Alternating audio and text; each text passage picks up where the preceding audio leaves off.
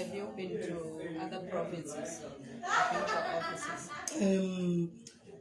Big Pretoria, I saw the one here across yeah, good this and question for Cape Town. and and this is a question. Can you do me a favor? I will call you. We're just finalizing on the setup. And don't link The page. the page. Could Tito out in a few minutes time to get to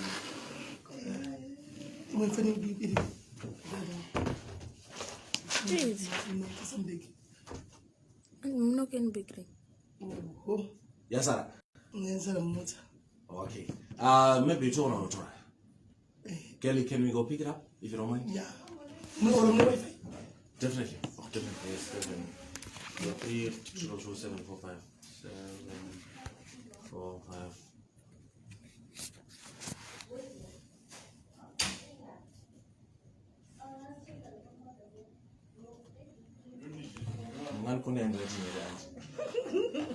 This is Pepe. More on this about WhatsApp, then the Wi-Fi password.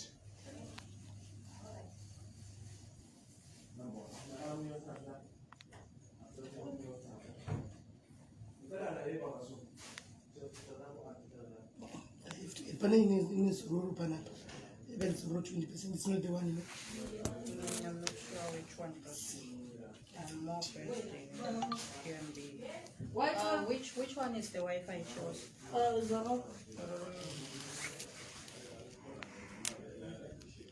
Is this a G, not D? It's Tendai Mangoti 22. Within G. No. Tendai Mangoti 22.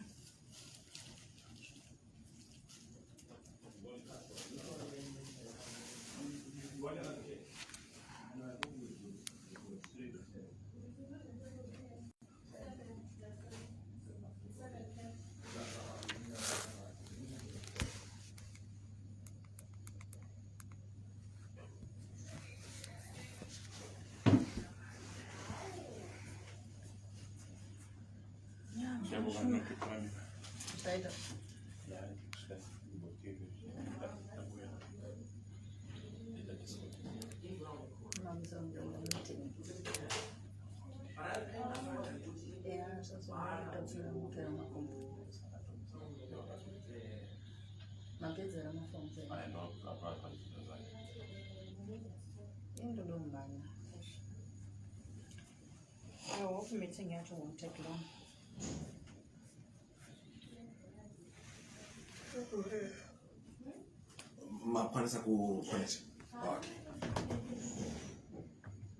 Auntie, we can send it to my group at now for tomorrow. Agents groups. Yes.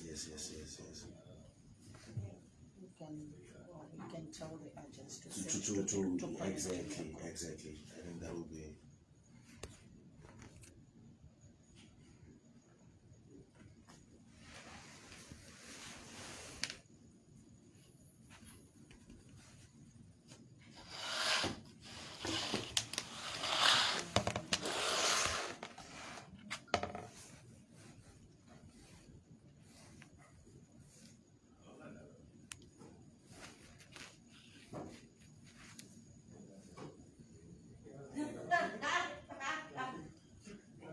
Where should I send the link now?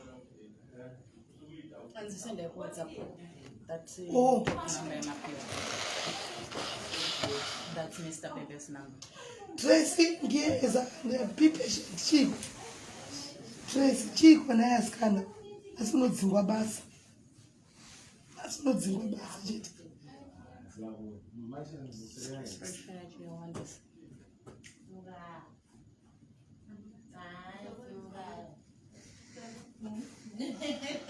Kulenga ngena. Sineze thekela.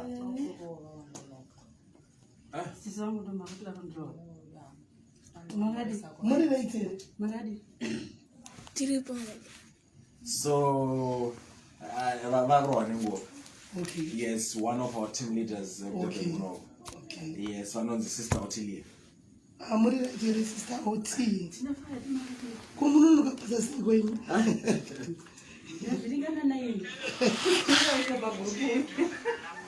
Still 9 ago you are late. My sister. And we spoke about it, eh? We'll be having a guest in the house. Yes, it's Melly Diaries. Yes. Right. Link here, what's Yeah, happening? You remember IT?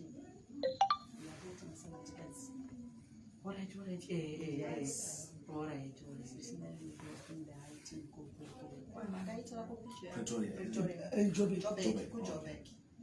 Okay, sorry, Magaza. Titugadzire. Okay. Ndaifuna matoenda line. Nditoripo kutaura meeting. Muri sei guys mamukasei muri sei you guys mukuziva problem yangu yevoice andisaka musavhunduke muri kuziva problem yevoice saka musavhunduke asikana mamukasei kweko kwamuri mese guys aiwa Monday yakanaka chaizvo guys tiri pazororo kuDurban maDurban muri kwereko mazulu muri kwereko vanoDurban muri kwere muri sei kwamuri koko guys vanoDurban ndakutsika sorry vazhinji venyu time manga makufona nekuisa message it was already late tisangane but I hope muri kundinzwa anditi muri kundinzwa right tikuzororo guys we all know Zororo Pumlani inoita nezve you are looking at the face of Zororo Pumlani ndimozviziva saka ngatiite kwa guys gore rino iri mina tivetangodzana panapa gore rino iri ukafa kana tukafirwa zvekukwisa donation zvazvia atisi kuita ngani ndikutsaura 2022 achitanga atisi kukupa donation kana kuti tokutengera coffee kana kucontribute masenge kuti uende kumba this year atisi kuita game iyoyo guys because tikakuudza kuti takaita game makore apfuura because tanga tisina a company ekuti tishande nayo but now we have a company ekuti tishande nayo anti mazvona saka tave ne company saka what you have to do guys is to just get in touch with me and I will give you the contact details dzekuti unojoin papi or you can join through inini I do not trust any chiwe ndikujoin say inini and get a cover, get a funeral cover for you and your family and it so that ukashayika at least tinoya uchodi to cover chikafu chekuti muri kumusha kwenyinodya iwo unofamba zvakanaka nekwa po coffin rako and Zororo ndakakudzai guys ino cover as many people as you want depending on to mari we've got inotangira cover inotangira pa 79. Yes Tracy, no go fund me this year uri right tell them Tracy hanzi ngavaitawo macashback plan rikandive ndakuudza nezve cashback plan anditika Juliet so that tiunzwisise ndoda tunzwisise mukoma kana munin'ina ndoda tunyatsobata pano chakupindura right iwo uri kubhadhira 70 rand anditika uri kubhadhira let's say 100 rand yari kubhadhira pamwedzi muno mwese ndikatanga nekuudza kuti kutakura body cash kuenda kuZimbabwe ukaenda kune vamwe funeral palace and vanokuchaja 20,000 tokoti 16 to 20,000 right iwe uri kubhadhira 100 rand every month cashback yaunoda apa ndeipi and the cover iri tikakukavha kana wave from 3 months uchinda upwards inenge yakukavha saka 100 rand kuchibhadhira pagore it's only 1,200 rand handiti saka unogona kufirwa nemwana wabhadhira 1,200 rand cashback yakutasira kupiwa ndeipa toda kumbokubvunzawo Juliet ndoda kuonesa actually kuti uone kuti cashback yakuitaka haibudi ye cashback because iwawe even ukacalculate ule toti waita 10 years uchibhadhira 100 rand imali that's 10,000 right 10,000 nokuta cash kwenda kumba kutakurwa cash kwenda kumba ilo and urukuda 20,000 17,000 and saka iwo cashback yakuita 17,000 ngati be honest ndeipi I want to be honest here ndeipi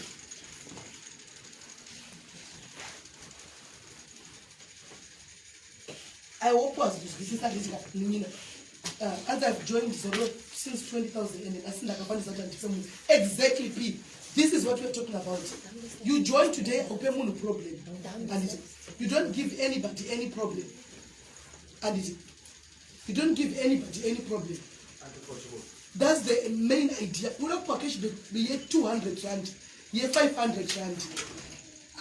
Aikubatsire nokuti iwe ukadzwafirwa nasi chakwe it's a long shot tuende kumba kadzwafirwa nemwana chete vazhinji venyu kanasati masangana nazvo zvinonetsa kuti unyatsodzwisisa musooneta dambudziko iroro manjeka wakuda kutakurwa zvinhu zvakamira sei apa product right now. If you go petrol 3 months back we're buying 15 rand a liter. Today petrol is 18 rand per liter. Munyika yatiri petrol ikakwira, that everything else goes up, even chingwa.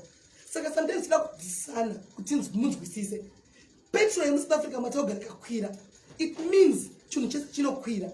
Saka kubva 2 months back petrol was 15 rand, now it's 18 rand. So everything gorerinoili bakwidza, everything else zvakwira up to everything to top prices manyuwana. DHL chaichai friends runde tumira mafuta angu kwa naku UK yakwidza price, every price has gone up.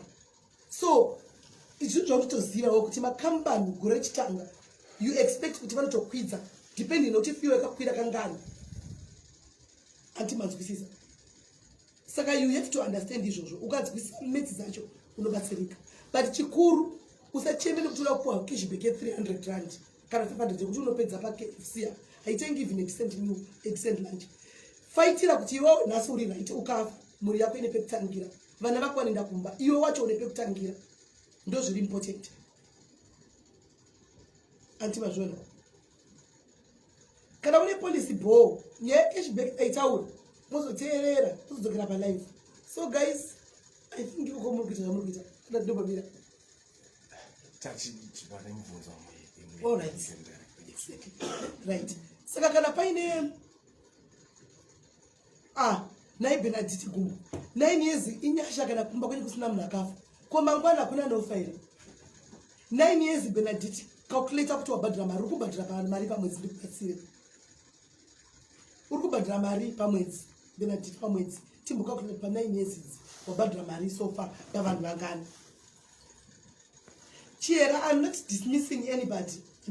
Yes, cashback is right kwamuri, but if you go on a side you for your cashback, remember, and I got to join way before that on the socialites.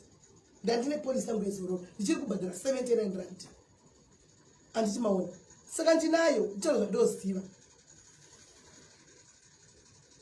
Diaspora, iriko guys, iriko diaspora. Chama, gore chama ne plan ku diaspora iriko. Yes, and chimwe chiripo guys, asikana kutibatsirani. Kana wa joina, usati wa joina nasi. Wakuti dombo chambira mwedzi unoyo, nokuti zvakandiomera, ndozobhadhira mwedzi unoyo yapasira. Nokuti inolapsa. Every company inotolapsa. All right, Benedict, rega ndikuti vakuanza. Chirega ndikupe vari experienced vakudaire because urikuti ndikudismiss nyaya cashback, rega vakupindure. Asikana ndena kada kupindura nyaya cashback. But we are not going to show them. Ano. And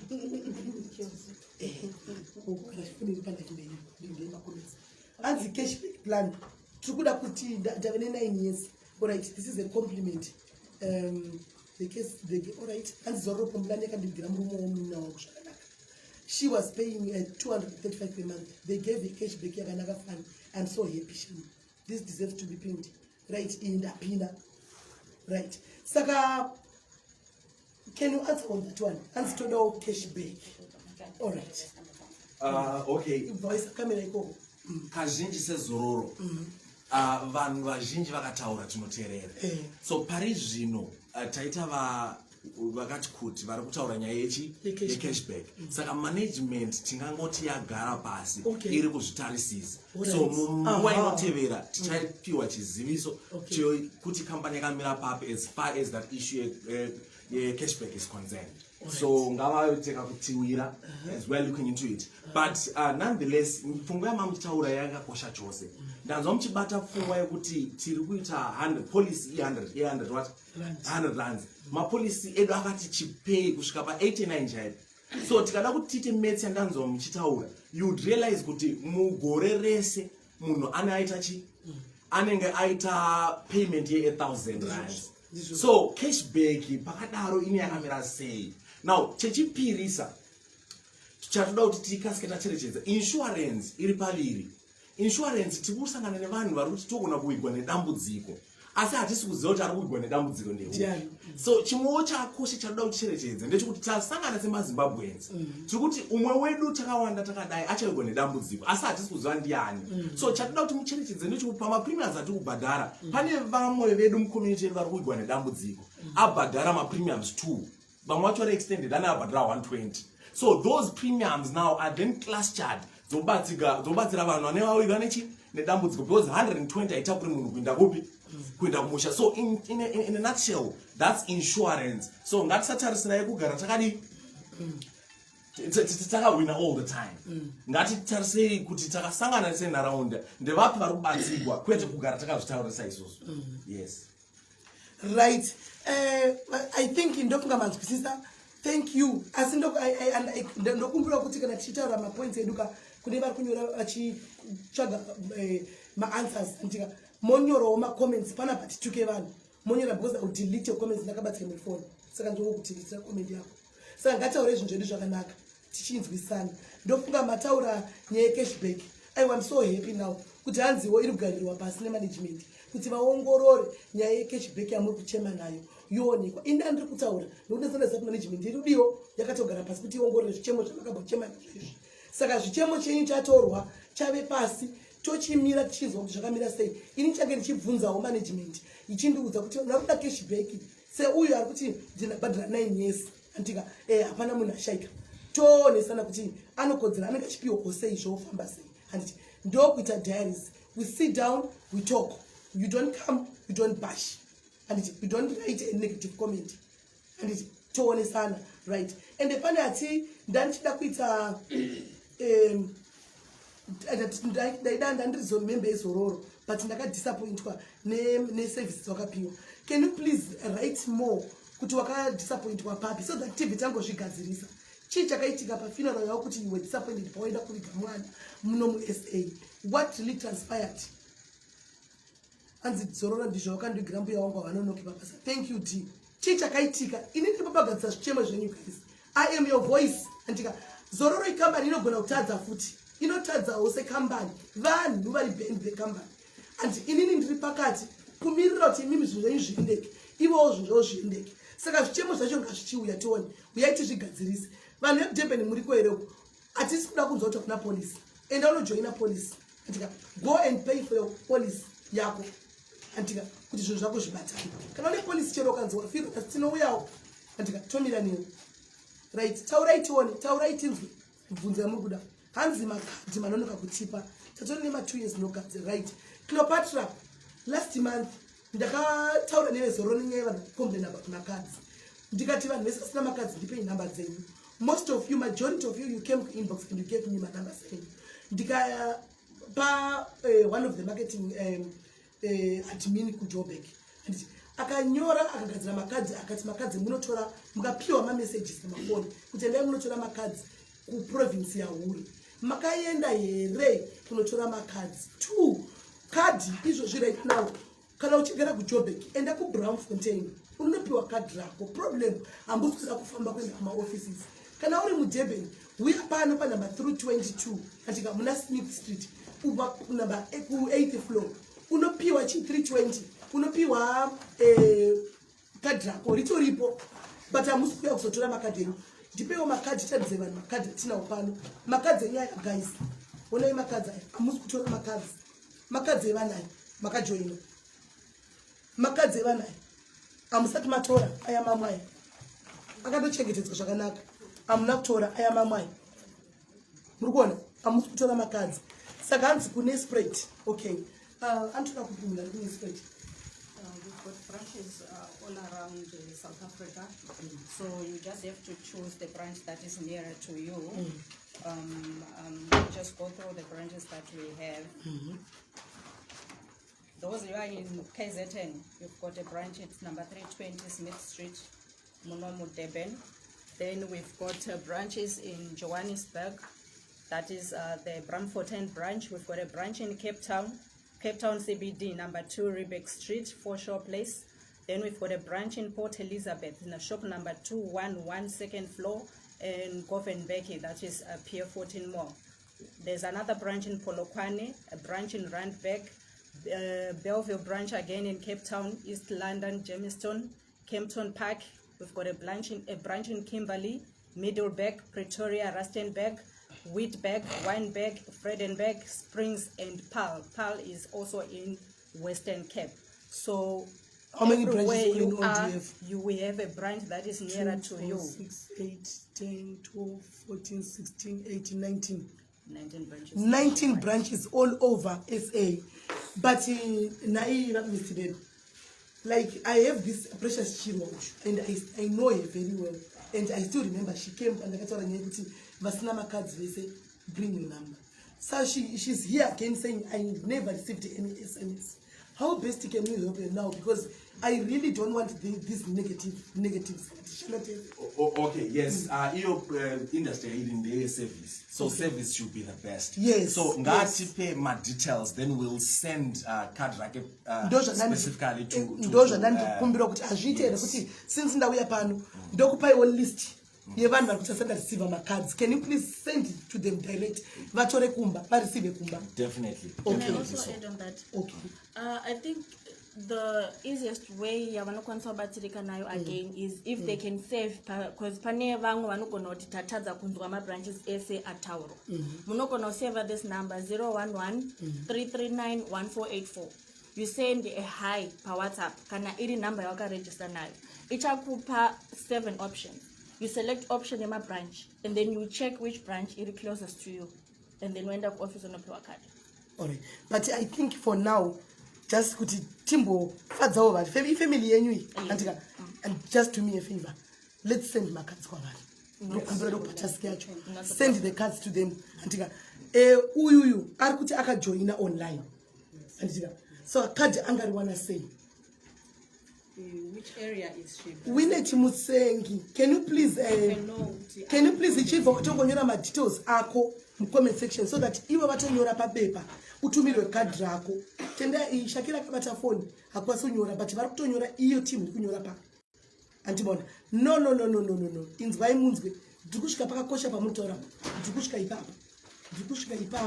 Pakakosha zvekuti panda kuto address pa.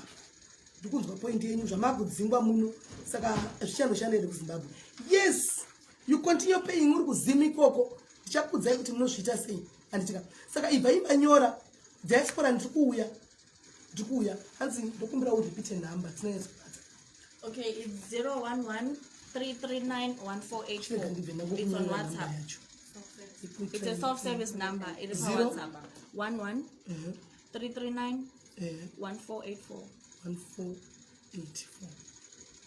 Each self-service number.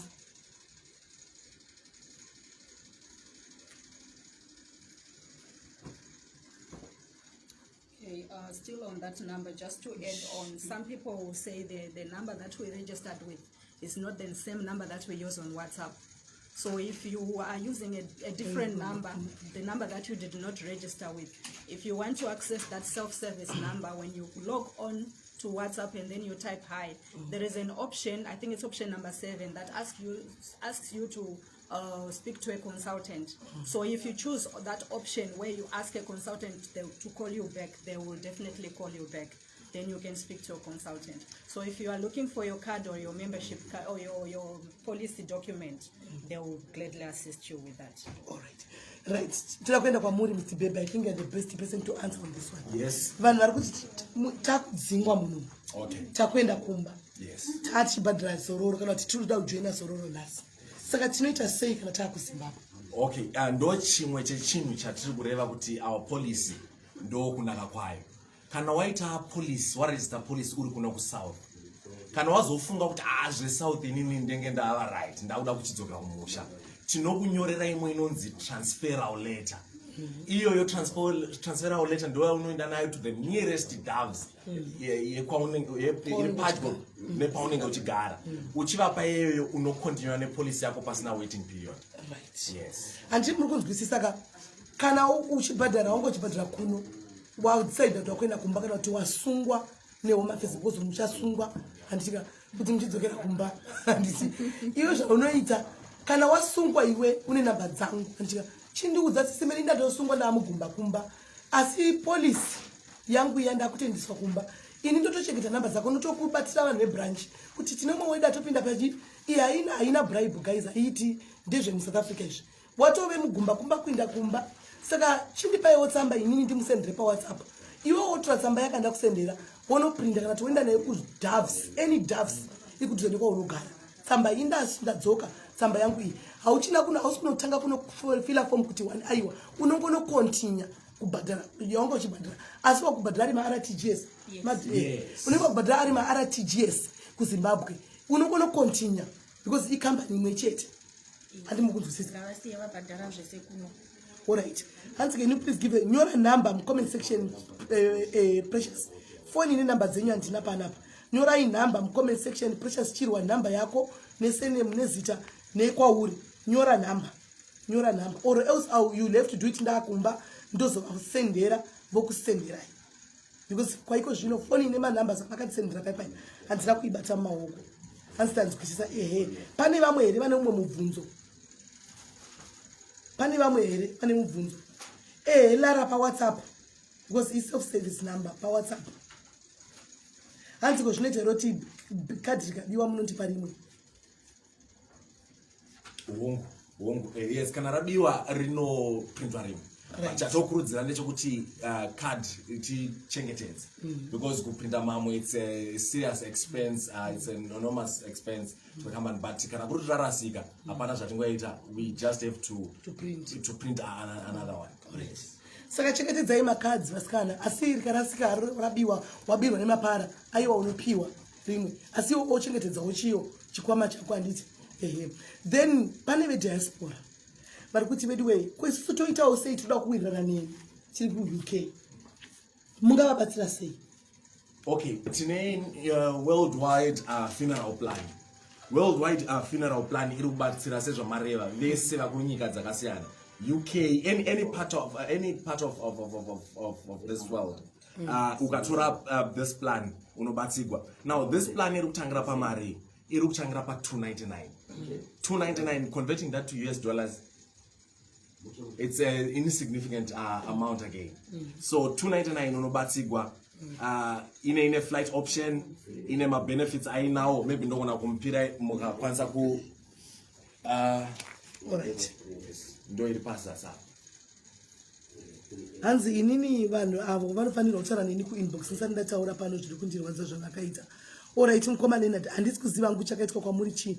Can you please get hold of me ku inbox WhatsApp yangu tinzwe if there's a need to do a conference call tinzwe nyaya yakamira sei then motaura nyaya yenyu yona kuti tiona kuti ingagadziriswa sei. Handitika hanzi ko isu tiri kuno ku UK tinomawana sei ndizvozvo zvakare doro zvatiri kutaura pari kunzi pane mapolisi a299 you convert that mari yoyo andika poisa ku mari unoda kushandisa kubhadhara iwo you can still pay uri koko ativaona hanzi ivo vacho vari kushanda ikoko vakajoina Abraham mumwe mubvunzo vari kubvunzawo unoda kubvunza vana veECD sha asi zvino kuti ungandibvunza izvo kuti vakajoinawo kana kuti kudi kana achida kujoina ndingavafunza here kuti kwemi makajoina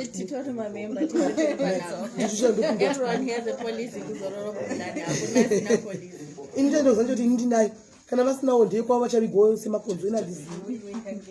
Just a quick one. Kune vari kudiaspora tine website Zororo Pumlani. Simply typing Zororo Pumlani, it takes you to our website. There you can navigate war register and you get a policy documents and chimwe chataugwa ndechokudi tave neself service. Self service iyo unogona kuona card because chainoda vanhu card kazhinji ndechekuti vanenge vakanganwa inonzi reference number kuti vabhadhara ndiyo. So ndakati to misplace a card and uda reference number.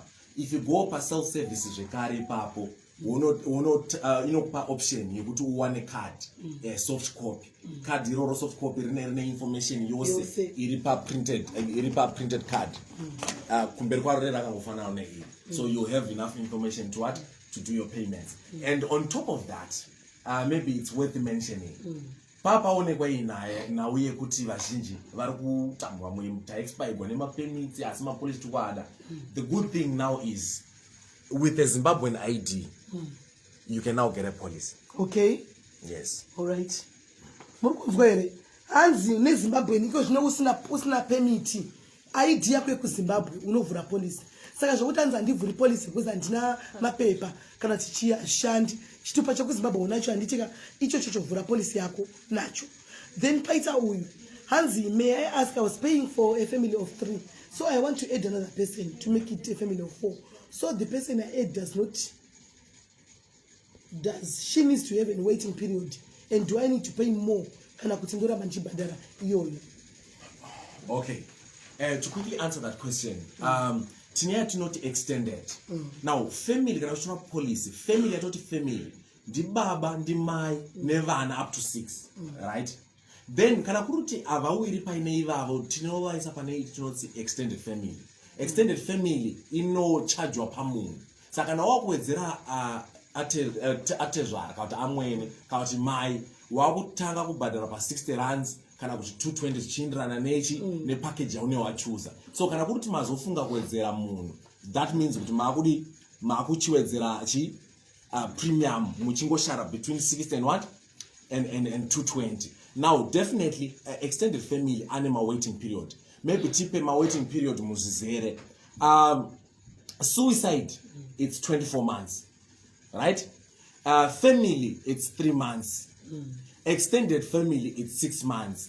But accidental death does not have any waiting period. Saka mukavawedzera vamukuwedzera muchibva kunobhadhara premium yavo vakawirwa nenjodzi vanobatsirwa kana iri accidental.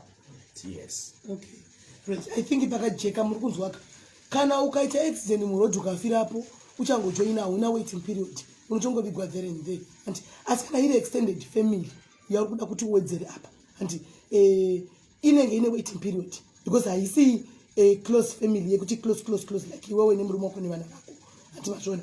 Then kwaita vanozozvura yava aiwa imini titokupai kana kwai 24 inde ndiri ndaitokupai kana 6 years waiting period. Kuzvuraya ashwa kuita selfish yekuzvuraya. Handiti atikurudzira nozvuraya. Handitika right. And then pane uya ari kuti ini ndiri permanent here in SA. But ndina namai vangu 2. Mai vemurume nevangu ndoda kuvaitira. Zvinoita here. Yes, you can. We can assist you. Kana uri permanent in South Africa unogona kuvabetsera at least one wavo anogona kuvhura kana vachinge vasina mhuri, let's say amai vake vasina vana or murume wakabereka, that will be an individual person then obereka vamwe. But kana vese vaine mhuri kuti kumurume mai vemurume kuchine vana mai kuna mai vake kuchine vana, then it can be 2 separate policies so that vanoberekana then they fall under the family plan. So ari muno South Africa as a permanent resident anenge achibhadhara iye, but they should be paying for the parents policies. And that's clear. And kana vazovhurirwa policy saizvozvo chavanongoita vari kuno kana pazovigwa nedambudziko, it's just a call. Then the nearest Dove's office inobva yamanya tovabatsira. Okay, right. Then anzina laina ndakanza qualified for Mbinga data. Okay, for Mbinga data since last year ndikaenda kuoffice yeJobek kunosiya madetails angu, but nanhasi hapana ninoshanda tindawana vediwe zororo ipai munhu Mbinga data rake laina. Okay, just a quick follow up on that. Tiri kuona pabatwa nyaya yekuti vamwe vasikaona vakadzi zvizhinji ukangozvipa nguva yekuti ufambe usvike kuoffice unobatsirwa. Now mabva mabata pfungwa imwe yandaida kuti tisimbise kuti vanhu vanoti policy yezororo haina zvainovapa. Mapolicies atiri kupa aya anouya nemarewards zvichienderana nepolicy yawakatora. Watora policy ye89 rands inotora nemarewards yechi anofamba nayo. Ukatora policy ye299 ine marewards aifamba nayo. 299 policy SIS MELLY comes with 500 megabytes, it comes with 25 minutes. So converting that to cash amount, it's a significant figure. So it's not what policy haina zvayokupa. So tinaiti cashback here. Okay, atingazoipeli kuti cashback asi chingosara ndechekuti policy yezororo ine chimwe chainokubatsira nacho. Right. Ndokuda muri kuzvinzwira kuti inini guys ndikushanda nezororo iko zvino. I will try by all means kuti zvichemo zvamuri kuchema nazvo tigare pasi tionesane handika so that mubatsirikane handiti tiri kuda kuzama kugadzisa pacho pamuri kuti pane maerrors pamuri kuti hamusi kufara napo nokuti hanzi a client is always best ati ndizvo saka tinoda tizame kugadzirisa zvinhu zvamuri kuchema nazvo handitika indave one picture ine zvimwe zvekumasurika maishandawo nevamwe vanga vasiri nini saka inini I'll try kutibatsirane pese tichauya kwamuri kwese naPort Elizabeth Cape Town tichauyako ikoko toita tirimo kana uchikwanisa kutora kadhi rako ndiripo Cape Town office uya kutora kadhi rako handitika kwaiko zvino hanzi napanga nai do you have premium holidays if I lost my job but after paying for 5 years does your funeral policy matures after a certain period any cashbacks was the percent alright nyaya yemacashback ndo yamataura papaya ndo takamboitaura last time maichema futi nayo saka nhasi ndapiwawo reply vazoreplya nhasi management pano zvikanzi no after machema takagara pasi iri kuongororwa sezvogore riri kutanga kuti zvoitwa sei kuti pagadzirwe zvichemo zvenyu zvidi zvifulfiliwe saka what we can do is to wait tinzoti management yagara pasi varonga kuti kudii vapindura kuti chii kuti cashback idzi muchapiwa here saka percentage asati aziva because it's something chavari kudiscuss it's something chavari kuti vaone kuti vozvifambisa sei saka handingagoni kupindura kuti percent yakamira sei mukoma panga naye handi muri kunzwisisa Lilian yecashback yamuri kuchema nayo yose ndo yandiri kureva kuti handisati ndakwanisa ndipindure because management mushure mekunge machema last time yagara pasi handika yakuronga nezvayo saka nichange chizova reminder kuchiti paiwo answer pamacashback paya mati kudii nokuti madiaries ari kudawo chi ari kudawo answer andimaona right saka kana une wakuenda kuZimbabwe tsamba tati tinokupa woenda nayo unokontinua kuDAFs kuZimbabwe vedu guys tokumbirawo with all due respect musantaura nyaya dzeDAFs kuZimbabwe ina handisi face DAFs Zimbabwe ndiri face zororo kuSA zororo kunoku zororo SA hatina skandari tambo tichaita hatizive mundaimobvunza ukoko kuZimbabwe kuDAFs zvemaskandari izvi isi hatizivi asi kana zororo yazo ikuvigirai chimwe chitunha zvakutaura zvamukutaura muzondibvunza that I can ask them I can answer izvo zvokuZimbabwe I don't think kuti ava vari kuno vese vano chekuita nezvinhu zvakaitika kuZimbabwe because vari muSA let's be ipapo let's be fair ipapo saka imini kana muchida kubvunza murambidzwe asi moenda kupi mofona kuDAFs zimu mobvunza mubvunzo wenyu ikoko isu maansa kuno kwatina noti hatiko hatizvizivi zvakaitika ndo chokwadi handimazviona right ko kana ndichida kugadzirisa mari yandange ndichibhadhara all along ndotora iri bit cheaper zvinoita here definitely inenge ichinzi amendment kungofona panumber dzatapiwa dziya wotaura kuti chi ndoda kudzisikwa kusvika pamari iyi handichaikwanisi then that way panoitwa inonzi vanokasika vafila amendment form and a telephone ndo inenge ichirekodha iyoyo ndo inozoshandiswa seumbo kana kuri kuti goza mwana uzotidzisai azoona paita dambudziko kuti handina umboti ndidzika so that becomes a contractual what telephone becomes a contractual basis tetotora zvamakataurira pafoni topasa umbo kuti ai ndizvo zvamakatiti yes it can be done telephonically vanokwanisa mogona kuenda kuoffice vanomubatsirai zvekare vodzisa premium kana kukwidza pano vanda kukwidza Hanzi, what's your cut off age for the old people? 85. If it's extended family members, it's 85 years. 85. All right. Hanzi, 85 years. And if it is Ndivyo ngwato a pindurwa family, ne comment. a family you have to be between 18 and 65 to be either the policy holder or the spouse. Boxburg office, I think unokwenda ku Joburg. Boxburg unoenda ku Joburg pa Bramfontein. And it unoenda ku Joburg pa Bramfontein. Uya kati ko beneficiary yangu inokwanisa kuvhura policy here nemi zvakare kana beneficiary yangu yafa. Panofambiswa sei both sides. Beneficiary as in the person that you write down as next of kin, that you declare as your next of kin. Anofanira kunge atori nepolicy yake because next of kin is just the person watinozoshanda naye mushure mekunge iwe as a policy holder uchinge washaika like mapayouts atinotaura kuti tinopa mari dzechema mari dzenhaka matombstone assistance and stuff that's the person that we connect with tozorendesa mari idzodzo so that person to have cover anofanira kunge oro unogona kunge wakatomisako papolice papo okay wataura point yakanaka so uri kuti iwewe tinogona kuti tine mamwe mapolisi atine kutogona kuzoka matombstone. All our policies, almost, besides the first cheaper one. Oh, Guys, chakanaka, guys. I wanted to specify. Chireka ndimbopapedzisawo ipapo. Regai timbotaura wapa, guys. Aiwa, muri kuti asi guys, mamanzwa here iyi yemaTombstone mainzwa.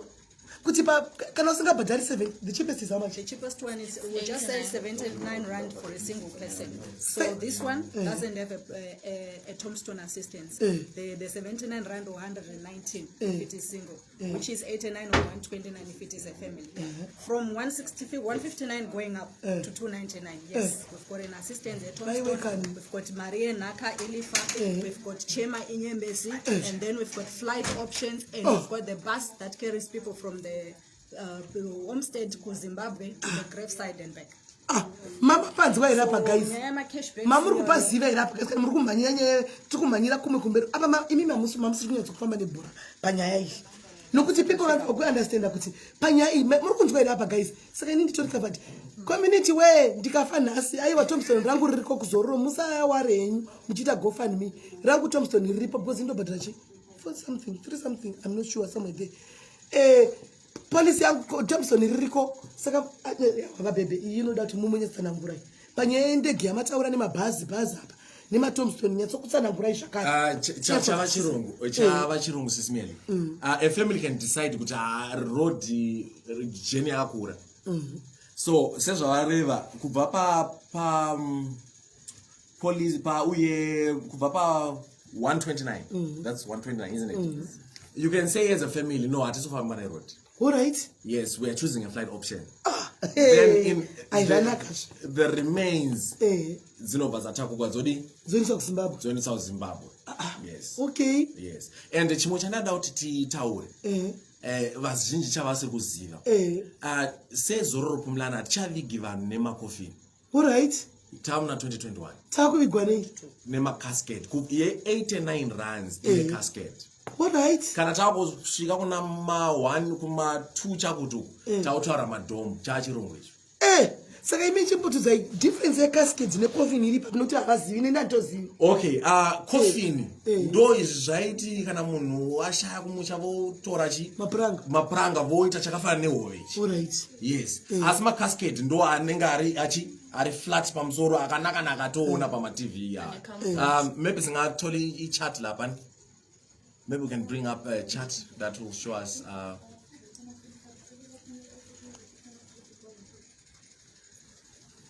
Guys, my question are kuyakawanda. Ndimirirei ndichaverenga mbijana. Ndikutraya kuti ndiverenge ma comments enyu mbijana. Anditi ndimirirei ndipewo time akawandisa ma comments. Chimbomira ndokupindura ine chinanga shumba tichasvikapo. Guys, itai ma comments and it is slow. I wonder my questions. You walk about phone. It doesn't matter. I just told my comments because I want. I just want to clarify on something. People always ask, why do we take time to start to release marriage activity? I would like to put it through to Chelsea to answer on that, because most of the times we've got challenges that we face to comply with my clients. But we always try our best. As soon as the proper documents that are required should be brought forward and then to process a marriage. So maybe Chelsea can go through and explain which Panama documents are to marry release. Because my clients machine are also thought Mariango I sat here and what Murukuno Noka yet my paper and Anengasna Kunzwa Akakwana to marry the release for offer to Chelsea. Okay, kana munhu ari ashaikira kuno South Africa tambatsira ezororo pumlani andini already my documents ese tisu tinenge tinawo because tisu tinenge tavabatsira kuno. So chinozongodiwa kana munhu ari abatsirwa nezororo pumlani, it's an affidavit iri kutaura uri kustate iwe kuti uri ani, how are you related to the deceased, and then we send them banking details, because we don't give money as cash mumawoko. We send it to bank rapo. So what you just need is an affidavit which you know to uri ani wake and ne ID yako kana passport yako copy yaka certify. Those two, affidavit ne ID copy yako yaka certify.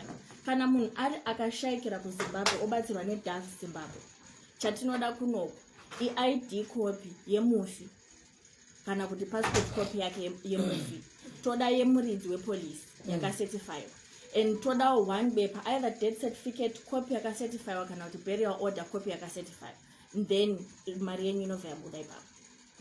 Yes.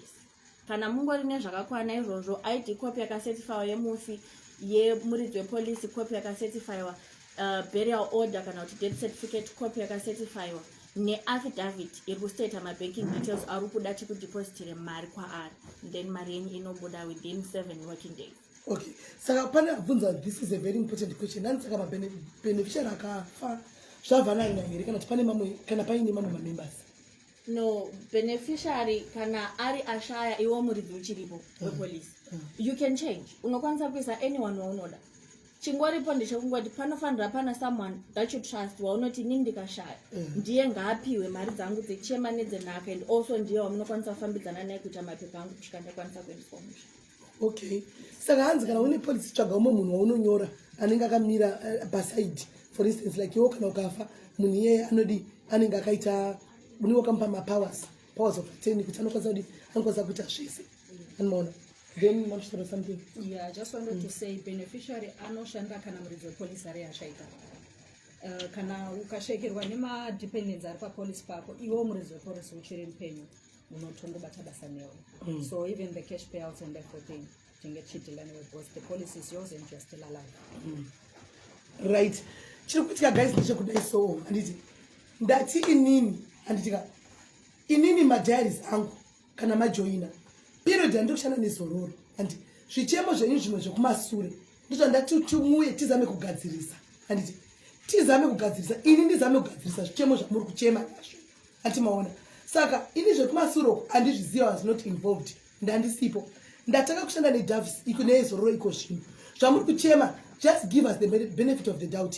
Give me the benefit of the doubt, guys. Antika, so that zvichemo zvamuri kuchema senge zvecashback hecho takachema last year antika tiri kujobek kuma offices ekujobek ezororo hezvo hanzi vakugara pasi vakumboongorora kuti poitwa sei because makachema antika ende tikataura anditi right. Saka zvimwe zvese izvo kuti hanzi indazonzwai kana washaikirwa nemember yako ngatidai so washaikirwa nemember yako uri mudhayari antika inezororo police, you are free to conduct me kana uchifunga kuti process iri slow antika chibata inini antika ini newe toita front yacho kuti zvinhu zvidi zvikurumidze kufamba. Kana uchifunga kuti wakamboitirwa experience yekuti process iri slow wabata ini newe tobata zororo same time antika kuti toisawo pressure kuti zvinhu zvikurumidze kufamba anditi yecashback iyi tise takamirira vemacards mawandisa mucomment section ndambotaura nakudzokorodza zvekare ndachikumbirawo kuti zvakare kana wanga usina ndipa phone number yako nekwauri nezita neadress yako ndakumbira pano zvavasingasiiti and this is a favor ndakumbira kuti mutumirwe makadzi enyu direct to you guys and vosenda makadzi kwamuri mogamuchira makadzi enyu kudzimba. Saka what I just need ku WhatsApp yangu yepublic is your names, phone numbers antika kana mas phone number chete ini nchavapa anditi ndakumbira zane achakufonerai momupa ma-addresses enyu antika motumirwa makadzi direct kudzimba dzenyu anditi kana wawana kadhi wokonfirma kuti ndawana kadhi rangu we are starting afresh antika we are starting on a clean slate antika saka tichabatsira tishande pamwe chete anditi saka tokumbirawo kuti guys katitangei pa new one anditi let's start afresh.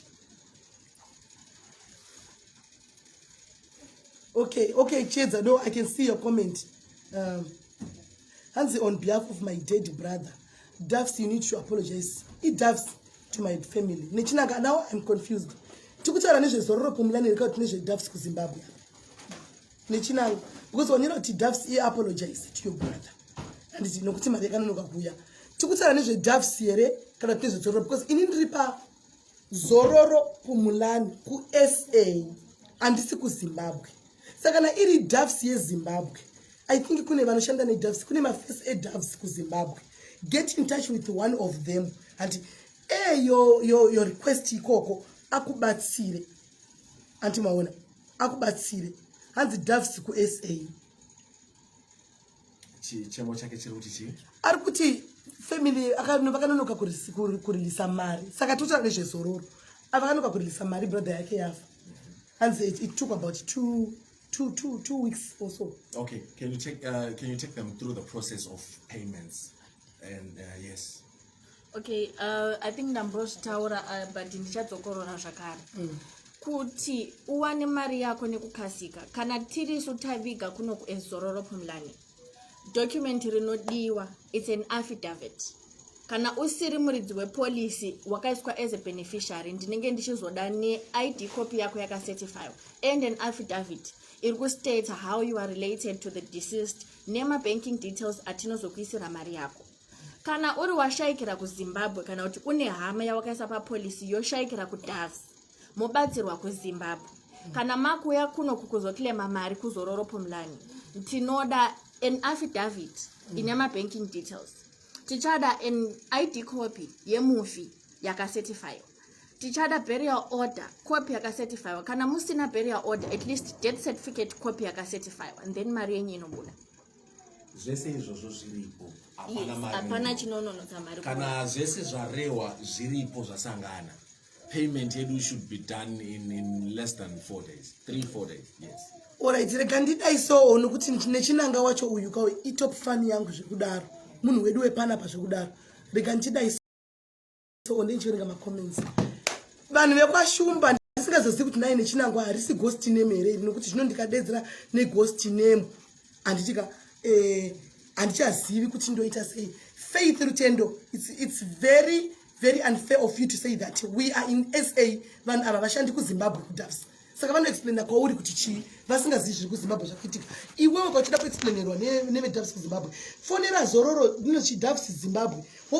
Wobvunza dei ndanga ndiri face yeDAVS kuZimbabwe. Truly speaking ndingadei ndakatova kuti handei pakamera titange panyuwani tite explain to people understand zvakaitika. But andishande kuDAVS Zimbabwe.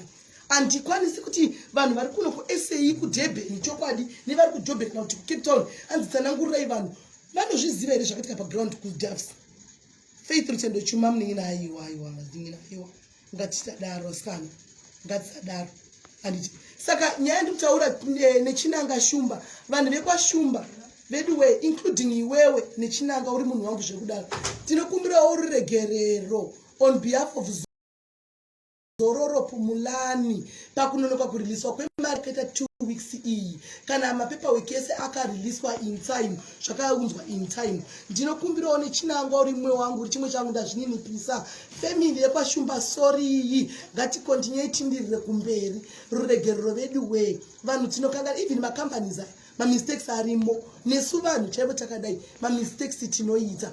I just hope starting from iko zvino tichienda kumberi hakuna munhu achanonokerwa kupuwa mari yake aisa affidavit nezvinhu zvataurwa zvinenge zvichidiwa ipapo. Okay, hanzi if it was not murungu wabrother yangu kuSA DAVS was demanding 30,000 rands. I'm hating SIS-MELLY. No, I get your point. Nechiranga and thank you kumurungu wabrother yako akamiramira zvinhu zvitike. Vabebi ngatigadzirisei atizame kuti tigadzirise vanhu vedu vasachemechemeka titifambei nebhora tigadzirise. Ndotodawo kuti apology yenyu ibudewo isauko tichinda takadaro. Yes, well pateta kanganisa we stand up and we take the responsibility yepateta konewa. Asi se company, if maybe you didn't know, we have announced my weekly meeting, sometimes 2 or 3 patogara tichitiko zvii zvichemo zvechi zvemaclients edu ngatigadzirisei to make sure, because what we are selling right now is a promise. So we are doing everything to the uttermost kuti timake sure kuti vanhu vari kufara. And chimwewo chandida kuti ruzhinji ruzive SIS-MELLY, there's a lot that Zororo is doing. Unfortunately zvakaipa ndo zvinozoti zvosimudzika, but mukacheka even by internet, we are taking even corporate social responsibility. Yearly, I think you have seen in this past year tima laptops akapiwa. We've got incidences dzevamwe vanoti you remember the case we had in Durban of a driver akapiswa and all that. We are rising to the occasion so that tivechi ne meaning ku community echi yemazimbabweans so apart zvimwe zviri kuitwa zvatiri kunzwa zvimwe zvatisingakwanisi kuti tiverify kana zviri chokwadi there's a lot that we are doing behind the scenes to make sure that we put a smile on the what on the faces of our clients. This morning, this is the message I woke up to. This is the message I woke up to. Let me quickly read if you do not mind.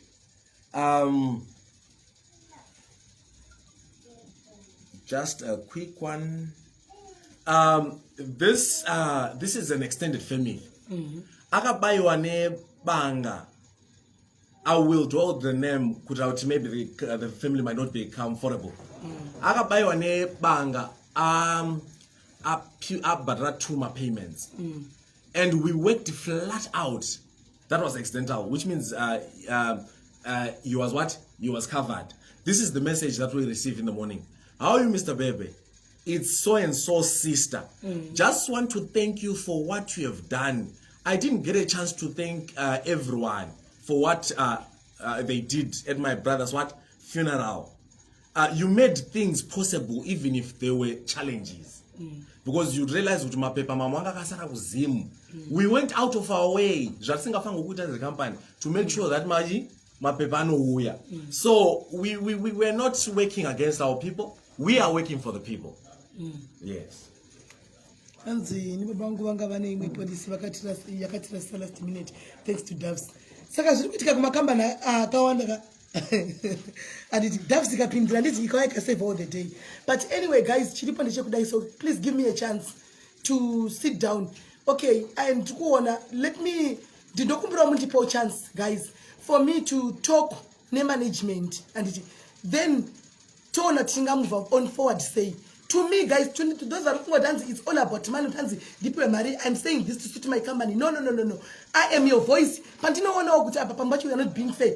Guys, are we not being fair?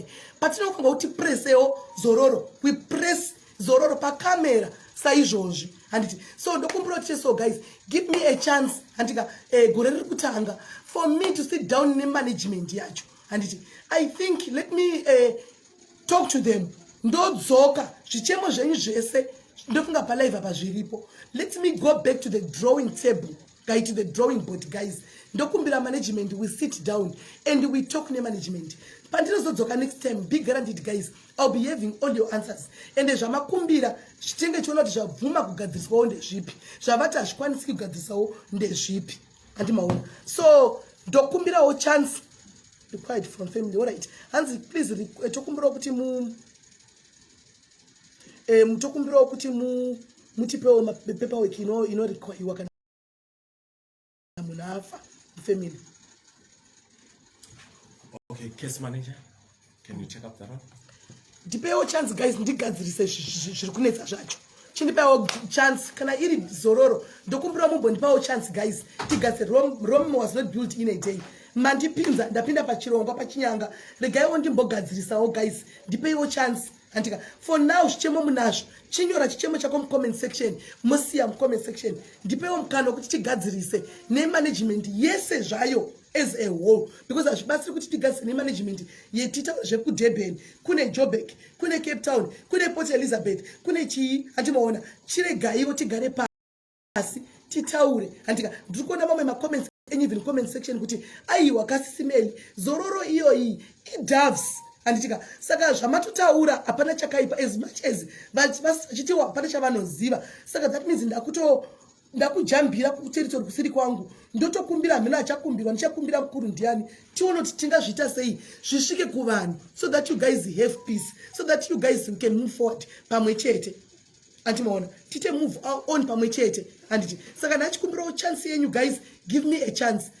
Tikaitawo 3-4 months pasina zviri kugadziriswa then modzoka mozotuka inini. Anditi modzoka mozotuka inini. Kwaiko zvino chandiri kukumbira ichance, because I'm just starting to work with Zororo. Saka hapana chambenge takatanga late last year. Hapana chambenge chati chaitwa so far. Takutanga this year kuti yasoshanda. Chitipaiwo mukano. Andika anzi also Zororo to the monthly emailed statements. Saruma ya Monday, I think yes, that one yes. Nyora ipasi. Toto that ti wongorore yema monthly statements acho. I think that's to upgrade. And I can see the majority of us are now on these social platforms. Yes. WhatsApp, Chichi, no yatataura self-service. At the comfort of your home, by WhatsApp, you can get your statement. In order to when you paid and how much you paid. Okay. By simply choosing the option, number Alright. you can choose an option you're putting to dashi statement. Alright. Yes. Right. Saka number you know 011-391-484. Number yoyo. Antimona. Hanzi inokupai kuti mukwanise kuwana chi mukwanise kuwana ma statements amuri kuda every month. I self service number. Saka unotoenda pa unoda I option ya unoda yo kuti ndoda kuona statement yangu yakabira sei. Yokubudisira ma statement ako ose. Animaona tichiona anditi kuti kufamba sei. So guys, chandatoona chandiri kudzidza panapa ndechekudai so each and every company has got its own challenges. Ndo chandiri kutoonawo. Each and every company ka ungatiza nasi apa ukatinda kunojoina apa ka unosangana nema challenges eko anditika atori kwa kamera ikoko auchadzenge uchingochema uchingoenda wakadaro aini nangu ndakazvimirira ndichangomira panapa but what I'll do I'll just fight kuti make sure zvimwe zvichemo zvinogadzirisika zvidini zvigadziriswe vanhu vafare chokwadi ndotiza nasi ndonojoina apa ndiwana mai wekani kuneko unozvaune Sira walapsa ukafa usati uchingoti ndajoina apa yanapsa ndajoina apa ndabadra yanapsa zvimina nitimire panzvimbo ndigatse zvichemo zviripo ipapo. Yes. So guys, chance muri kundipa here ngatipewo signal comment section. Ndipewo signal comment section. Are you giving me a chance guys kuti tifambe tese tiita family meeting wedu usina dzororo mukati toonesana so that toenda kunotaka kuti titaure nemanagement. Ndipewo signal comment section. Ma comments angu kuno kwakamira chafambi andichotoona kwako ikoko. Tipewo signal guys kuti tipewo chance yekuti tishande pamwe chete tite move on titaka kugadzisa chi. Thank you Julie. Ma membership cards yes tokozile ndataura kunyaya ma membership cards senda zita rako full name yako kwandiri ku WhatsApp ne phone number yako vokufonera wovapa address vachakutumira direct kwauri hanzi yes SIS-MELLY our hope. Thank you Saru for believing in me. Thank you Saru. Thank you guys. Thank you Pim and Love guys. Ndizvo here guys tukwirana here because chatingoda we just want happy clients. Thank you Chiedza. Thank you Chiedza. Thank you.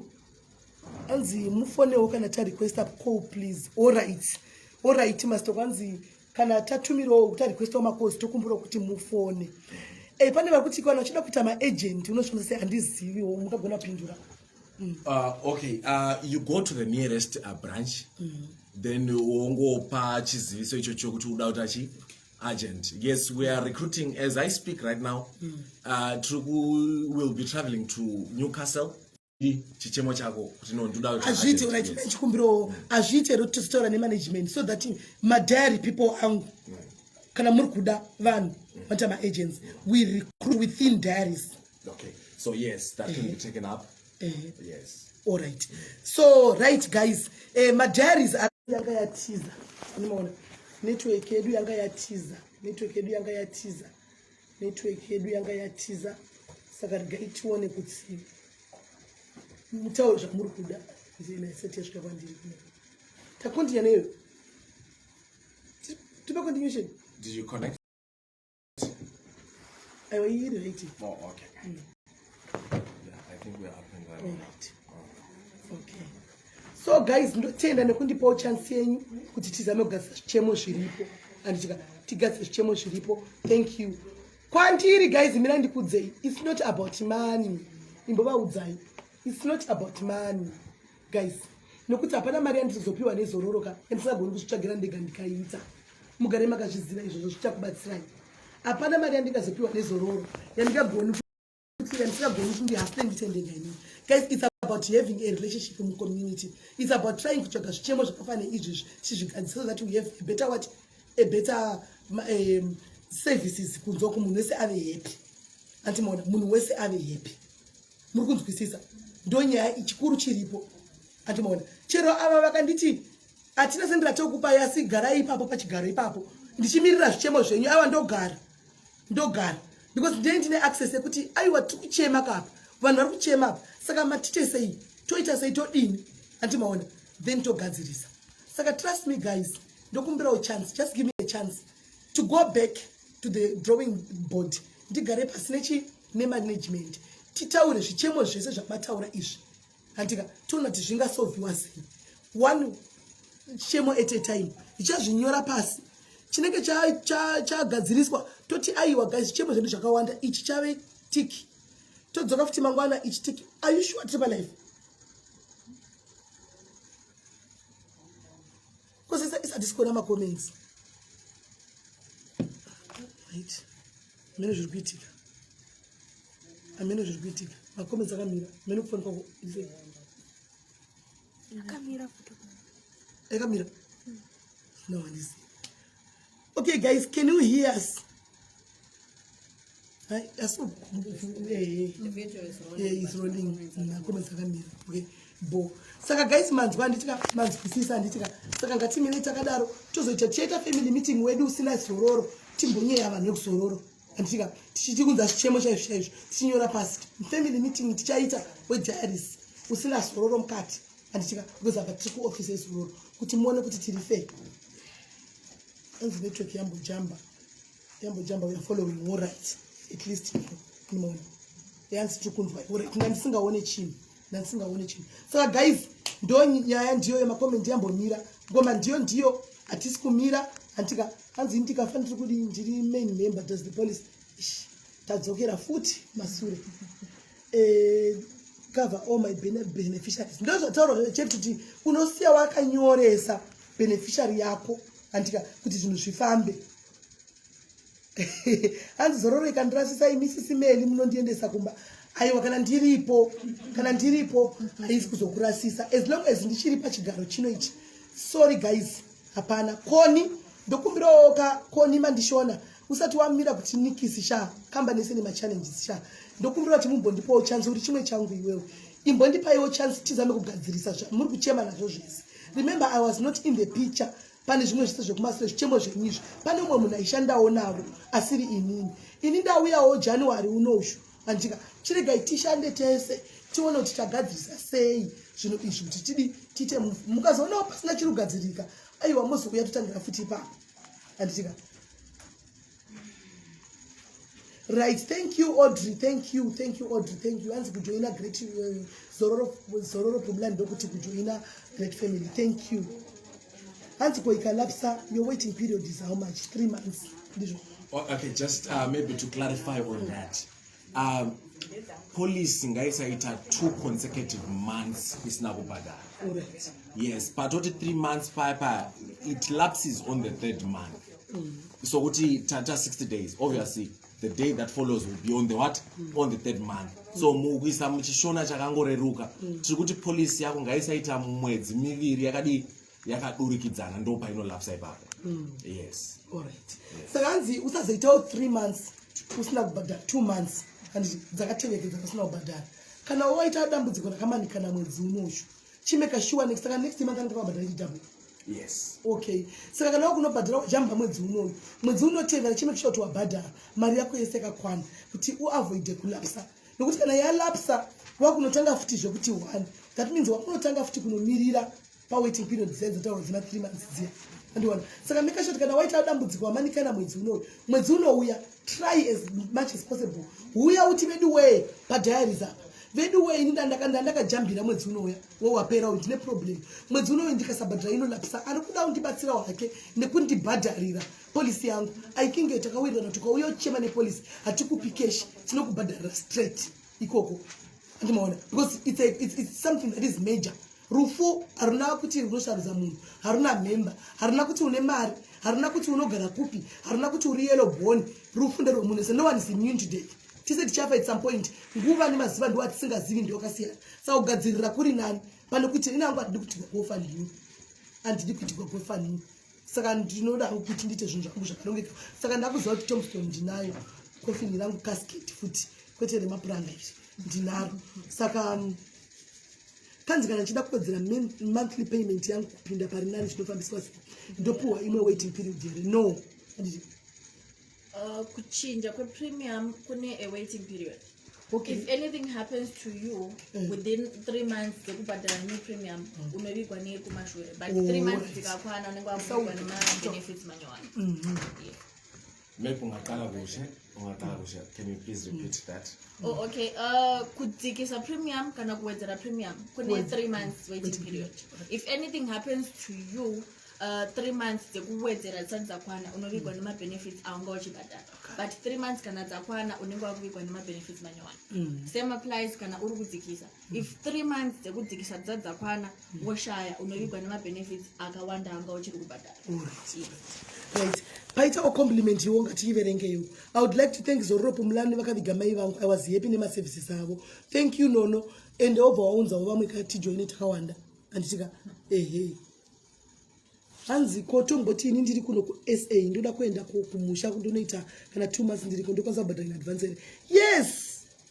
Yes ndokuti client kako unogona tobhadhara kana 6 months kana gore kana une mari yako uchida kubhadhara gore uchizati ndidamboita me project bhadhara gore kana unayo mari. Chichemo chako chikuti kudiko Martha, chichemo chako andisi itonyora panyuwani tanga kunyora chichemo because andisi kuchiona ini ndangoona pakanzi chichemo andisi kuchiona.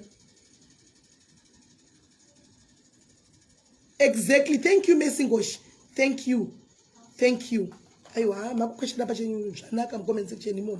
Right. Let's say I'm paying for my ex-husband police nezororo. Then iye otaka kubhadhara kuzororo asingazivi kuti he is under someone's policy in Zororo.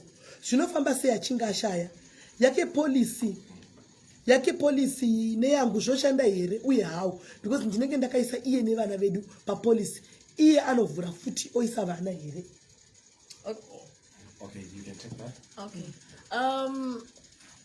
Munokwanisa kushandisa dzese but one inoviga one inopa cashback. Zvakudependa nekuti matora ipi munogona kuti pamwe iye anga achibhadhara ine mari yakawanda kana kuti ine mari shoma. You can decide kuti muda kumuviga neyake mopiwa cashback kune yenyu kana kuti munomuviga neyenyu mopiwa cashback kune yake.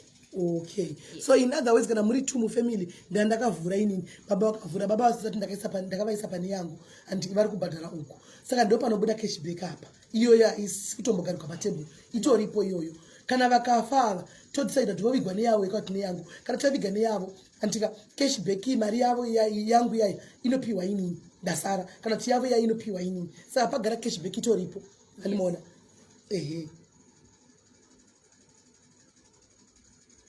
I would like to thank right. Chiri kuti kwa chichemo chako ndotochitsvaga chichemo charungo chichemo ichi. Pavari kukwidza mari nema services ngachinjewo. Kwete ngokwidzirwa isi mari chete aiwa vari kuzvinzwa. Pavachakwidza mari nema services ndosaka tapindawo nema services ngachinje. Aiwa tiripo ma services achachinja. Yes. Anenge achichinja. And thank you so much, I understand. Right. I think guys ndizvo zvanditika tiri kutomuka sisimeli nyaya yeko. Alright, Ethel ndozati vakwanda mupo because vamwe vari kumabasa mwe vakati changoita randomly like live. But zvisinei imimi guys mozodzoka kuona live handisi kubvisa because ndichada kuti zama comments enyu zvichitora zvichemo handitika so guys thank you very much handitika nekuuyawo nezvichemo tichazoita meeting atichada kuzonyaya tichitoka kuseri pasina zororo tichipanana zvichemo zvakanaka so that tidiwane kudi kuzvigadzirisa handitika panenge pakanganisika hanzi kadhi rangu since 27 defini anyway for instance tinoenda kutaura nyaya yemakadzi kana iwe tapedza pano wouya kuseri totauri pa details ako kadhi rako rotumirwa kwauri zita rangu as a member rine missing letter kana ndichichera pa profile yangu try kugadzirisa ndichishanda app yenyu but hazvisi kubudirira so ini ndatove nenguva zvingaita problem ene pazita apa.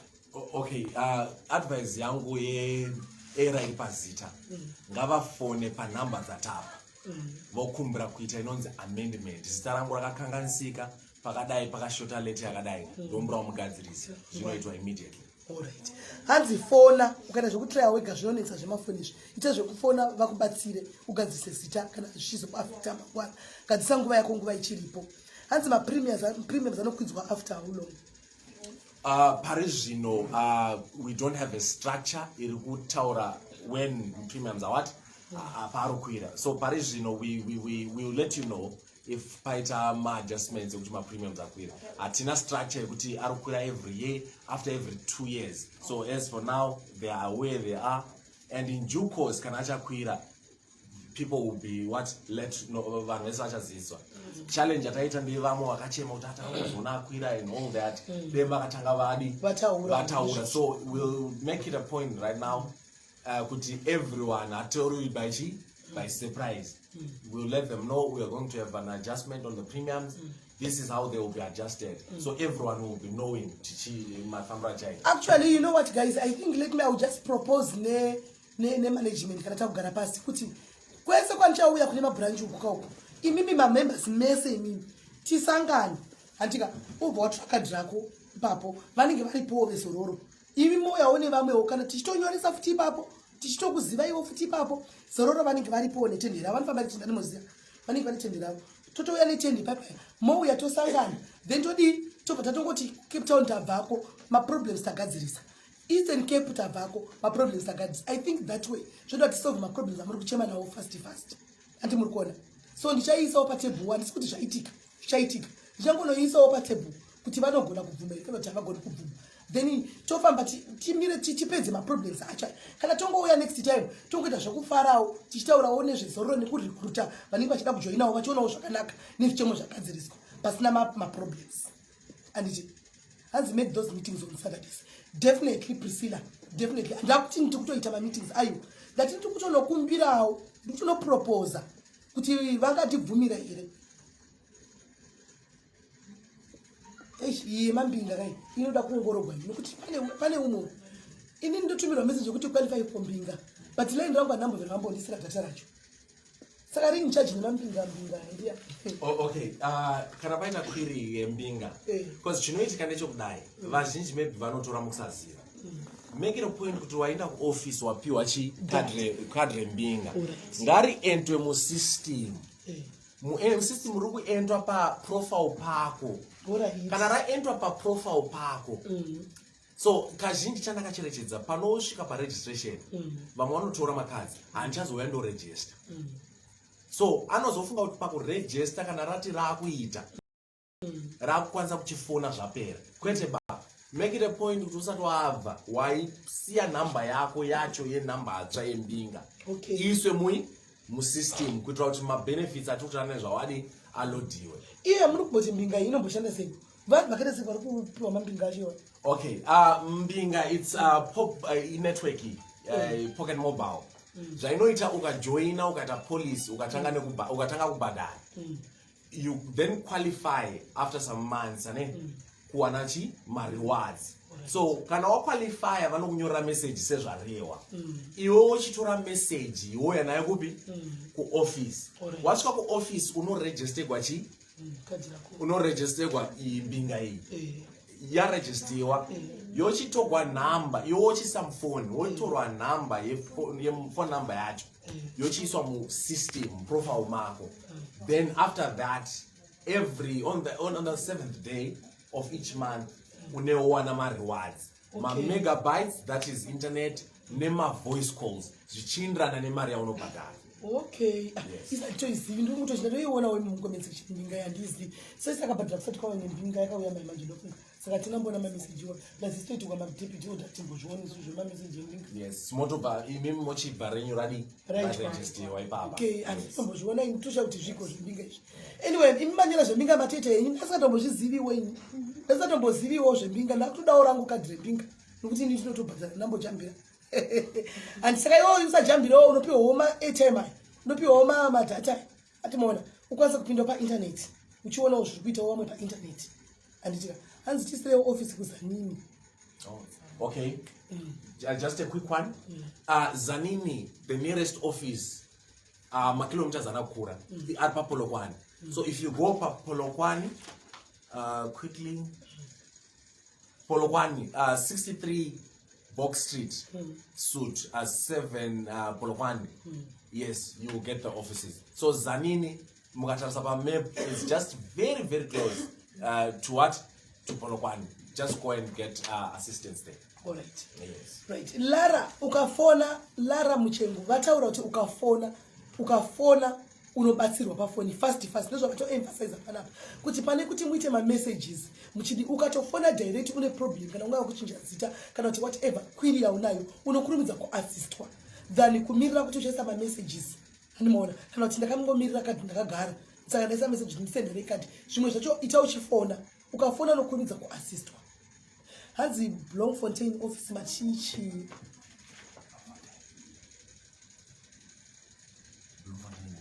hanzi ndakatumirwa zvembinga saka kana makatumirwa zvembinga munova wakupiwa madhata kupera kwemwedzi ndekuti mushandisewo pawifi yepafree apa.